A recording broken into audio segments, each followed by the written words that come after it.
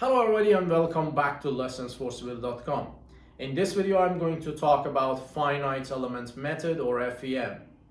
But before starting the lesson, if you haven't subscribed yet, subscribe the channel and bear in mind this is just a summary video.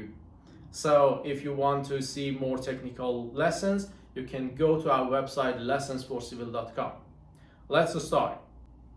I'm sure most of you have heard about finite element method at least once. But the first question that comes up all the time is that what exactly the finite element method is and why our analytical method and academic lessons that we learned during university is not practical enough to analyze a real structure. Okay, let's go back and scrutinize a bit of academic lesson we deal with at university. There are simple beams and simple loadings like this. You can see here that most of the loading are in triangle shape or in simple geometry. So as you know, in reality, it's not that simple. It might be three-dimensional or in some sort of geometry that we cannot model it in simple mathematics. And the other thing we deal with in reality is that the geometry of the member itself might not be this simple. Okay, so in such cases, that is most of the time, we cannot use academic lessons and our analytical methods to analyze such complex geometry. So all in all, in reality, we deal with complex geometry, complex loading, three-dimensional members, and this is not as simple as we learn at university. And this is when and where finite element method comes really handy and useful for us. So the main idea behind finite element method is to divide a complex geometry into simpler, smaller pieces, and then instead of dealing with this complex member, we are going to deal with simple elements.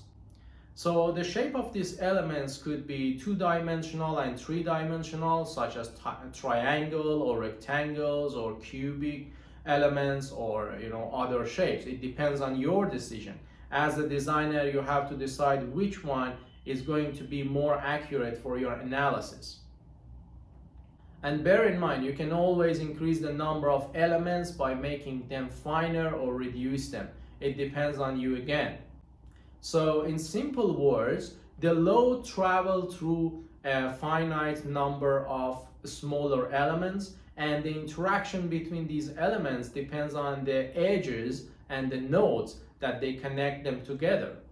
So the ultimate result out of such analysis would be some sort of colorful shape. We call it contour. If we are seeking stress distribution inside the member, this would be a stress contour. Or alternatively, we can display a strain contour or displacement contour as well. So the second question is that if finite element method is so practical, why we spend a lot of time on learning analytical methods and academic lessons? So the answer is very, very simple. We cannot rely on the analysis which is totally dependent on the software unless we verify the results. And for verifying these results, we need analytical methods. We need to pick up our pen and a piece of paper and calculate the amount of stress or shear forces in some point so that we can make sure that our model and our analysis on the software is correct. Without that, you cannot rely on a colorful contour without double check it. So in my opinion, you must learn analytical methods in academic lessons as verification as the substantial method. And on the other hand, you must learn some pieces of software like SolidWorks and Abacus to be able to deal with complex structures in reality.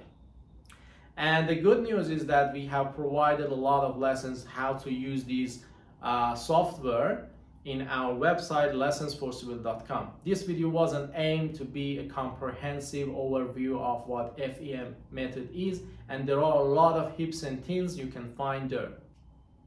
So I'm happy to see your comments in the comment section below, and if you give up a thumbs up, it would be a great help and thank you for watching our videos. See you later.